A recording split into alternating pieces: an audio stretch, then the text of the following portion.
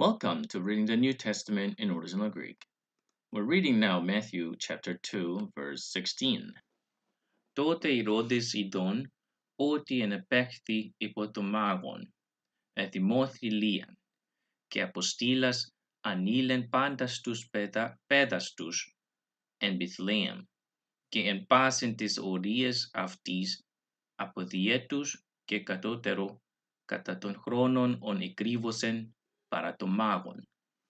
When Herod saw that he had been tricked by the wise men, he was infuriated, and he sent and killed all the children in and around Bethlehem, who were 2 years old or under, according to the time that he had learned from the wise men. Now the text begins with the τότε. Then, Ηρώδης is a nominative. It's most likely the subject of something. Now we have after ειδών, and a participle in a nominative singular, right? Most likely you can take a guess and say, this may be connected to ειδών, which is the case actually we have here. Ειδών, nominative singular, and a participle from orao. Orao is the verb to see. And we talked about this one is in an aorist form. Idou we have seen many times in an imperative, behold, watch, and ειδών is the participle. On, usa, on, right? Ειδών, having seen. Who has seen it? It's a Herod. Now, it's a circumstantial participle you can translate within the context. For example, when Herod saw, it would be the bit of dramatic, making the situation a bit of drama. You can also see after Herod saw, or as Herod saw. Well, even though Herod saw doesn't actually make sense in here. Having seen, oti, is the oti leads the dependent clause, the what follows, right?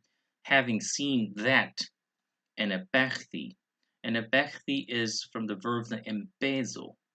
Now the me, it's the part of the assimilations. Then it starts actually from the ni, en peso, but it becomes, because of the p, became m, me, en peso. Now when it's changed with the augment, then it restores its original forms. There's no reason to be assimilated anymore. So that's why enepechthi, ene, okay? Enepechthi, we see theta, then it's most likely it's what, passive. And from the embezo, now we have in an aorist forms enepexan, right, with augment and epsilon, and also with sigma, enepexan. And an aorist and passive tends to be with the weaker sounds. From the guttural is aspirata, it's called he, right, and epechthi. Now, embezo means to be fooled, to be ridiculed. Okay, so he was tricked that we had in an NRSV and English versions. Now, to be fooled by someone. Now we have a human agent, or agent simply for the passive. Let's explain with the ipo. Now, ipo usually interpreted in this way with passive. So when you see passive and an ipo, you can make the connections together. Ipotomagon with the genitive, by the wise men. So he was fooled by the wise men. Now sentence there, finished. Dependent clause from oti until magon. Make the parenthesis over there. And Ηρώδης ειδών, after Herod saw that he was fooled by the wise men. Now we have again Timothy. This is the main verb of the whole sentence, 16, and the 16a. Timothy from the verb thimo, to be angry. Okay, we have to be infuriated. Now, ethimothi with the theta, you see there, and it's translated as in a passive. It's in the passive forms. Ethimothi, argument, and theta makes it in passive forms. And also we have a vocal stretch in the middle. Ethimothi, right? Thimo, the omicron became omega. And the the with the eta, right? It's a third person singular. Ethimothi, making connecting the same subject. He got angry, so to speak. He was infuriated.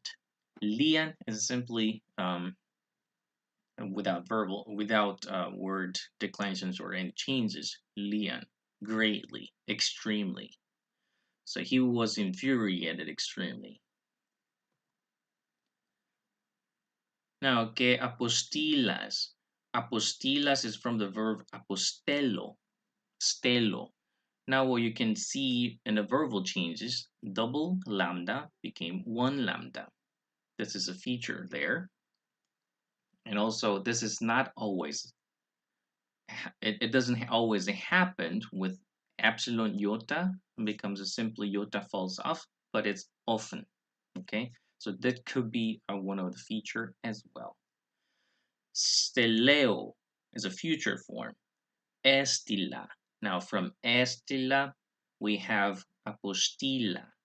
Apostilas in the verse 16b. But what's interesting here is in the aorist form in an active, and the last one aorist form in passive. Both doesn't have sigma. Right? Sigma is usually the key, the thematic vocal that you can recognize it. This is an aorist, but this one doesn't have sigma. Try to remember with the stelo. One lambda and no sigma. From the estila. Now we have apostilas without augmentations. Why? Because we have participle. Participle doesn't require augment. Augments are only in indicative, right? So apostilas, as. You remember sas, sasasan? Sas, sasasan is an aorist and a participle in an active case. Now as, we talked about it, there's no sigma. That's why it's simply as, asa, an. Now it's a nominative and a masculine. Apostilas, having sent. Right? Anilen. Anilen is from the verb anereo. Ereo itself means to take away. With an or ana means up. Well, it has a various meaning, but try to explain something that makes sense. Now, take away or take up. Okay, here, anereo means to annihilate or to destroy. You take up something that you remove it from the place where it existed. What if you see ereo with a katereo as a union Greek, so katereo, it means take down. Kata means, and you will see also nakato, nakata means down. Katereo means take down. Anereo means take up or take away. Okay, so from the ereo, we have a verbal change erizo, ilon. It changes a bit and drastically, like fero we have seen. So try to remember separately, memorize it. Ilon, irica, irime, irethin. What's interesting is that there is an iota subscriptum. Why? Because alpha with the iota, what's a vocal stretch became an eta, but the iota survived and becomes a part of the eta. Now they have a eta with the iota subscriptum.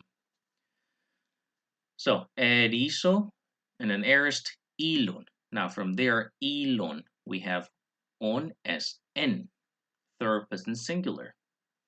Anilen, Now, he destroyed or he executed pantas, all τους παιδάς, all the children. Excuse me, it's in the plural. All children's. Now, τους παιδάς, τους, and something that, it's without a specific noun. There are a couple ways that you can put an adjective in a τους pantas παιδάς. Well, it's use of pantas, τους παιδάς. Also here, τους and a τους that follows indicates that what follows is connected to the first τους παιδάς. And in the sense, it's all connected, right? So anilen, to get rid of, to take up, to remove, to take away. Pantas τους παιδάς, all the children. Tous, all the children. Who are the children? In Bethlehem. In Bethlehem. And in pasin, in all these ories, from the noun orion, the reason. So all the reasons, all the reasons of these, her reasons. Why? Because Bethlehem we have. So Bethlehem, usually the city is in a feminine form, so that's of these. So all the reasons of Bethlehem. That's what we have in English translations, in and around, right? And all the her reasons. Από, from, via τους. Now, as these plus ethos. Now, ethos is, there's some other tricky words that kind of easily get confused with, but I won't explain it. That it just makes it the parts longer. But ethos, it's the ear. So these two ear. Now, to ethos, and this one changes with the third declension changes. That's a sigma stem. Ethos, in genitive, ethos.